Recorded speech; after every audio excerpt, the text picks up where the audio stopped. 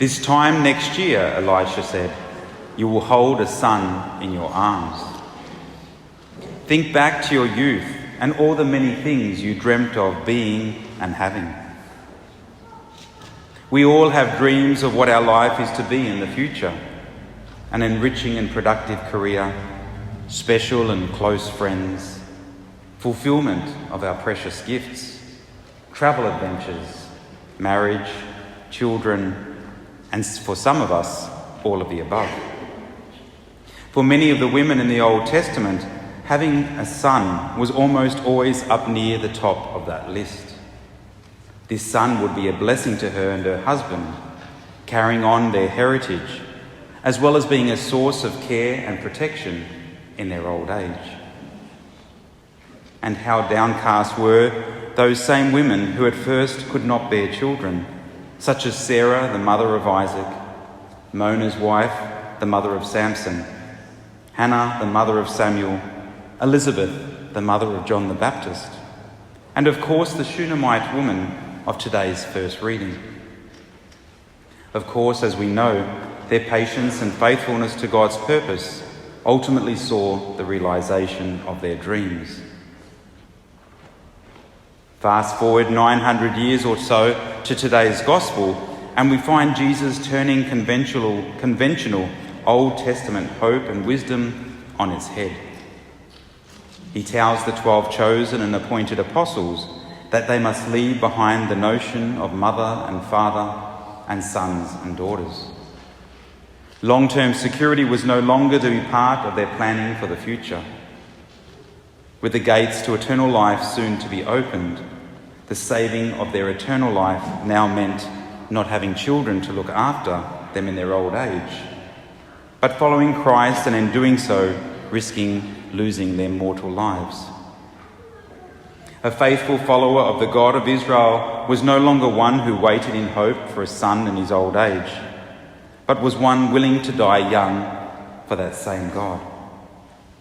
This same God now said, "Anyone who does not take his cross and follow in my footsteps is not worthy of me." Jesus' life, death and resurrection was to put to death the hopes and expectations of old. But what does this mean to all of you here today in the pews?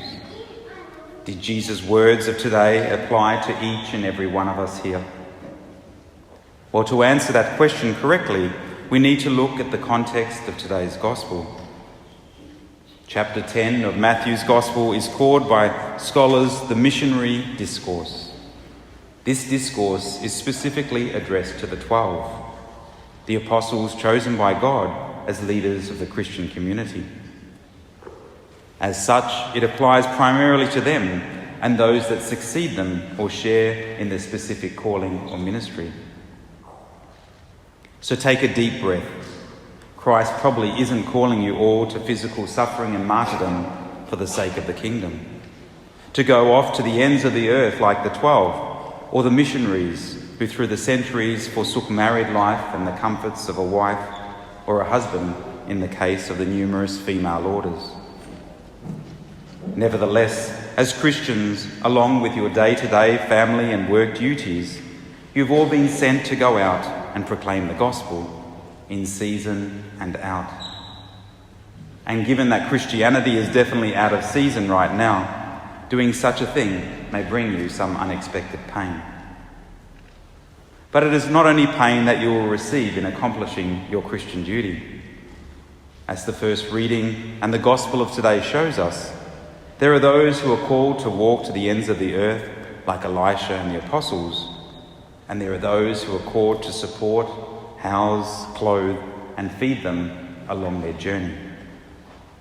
And the promise we see realised in the first reading of a child for the Shunammite woman is also promised by Jesus to those who support his missionaries. Anyone who welcomes you welcomes me. Anyone who welcomes a prophet will have a prophet's reward, and anyone who welcomes a holy man will have a holy man's reward. So let me thank you especially today, dear Christian brothers and sisters, for your vital support for all of those who are sent out. You are like the supply lines during a war. if not for the provision of the necessary supplies along the route of the army of God, the army is good as defeated in its attempts to repel the enemy. The apostles, their successors, and their non-ordained missionary helpers are sent out on mission to the ends of the earth. And you, the people of God, are charged with welcoming them, feeding them, watering them, supporting them.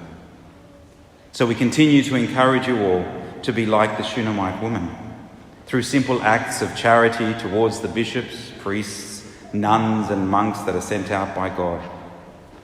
And if you continue to do this like the Shunammite woman, you too next year may behold in surprise the answers to all your seemingly impossible requests.